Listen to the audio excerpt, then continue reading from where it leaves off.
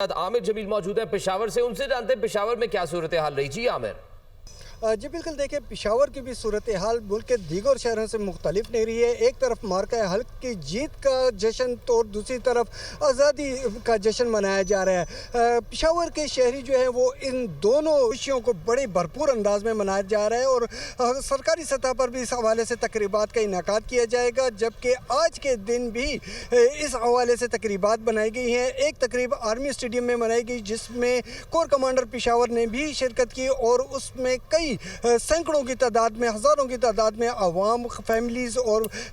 تمام لوگ جو ہیں وہ اس میں موجود ہیں۔ اور اسی طریقے سے ایک تقریب کا انعقاد جو ہے قیوم اسٹیڈیم میں کیا گیا، جہاں پر ہزاروں کی تعداد میں فیملیز بھی موجود تھی، بڑے بچے سب یہاں پر موجود تھے اور تقریباً یہاں پر 7 بجے سے تقریب کا انعقاد کیا گیا تھا۔ شروع ہوئی تقریب اور ابھی 12 بجے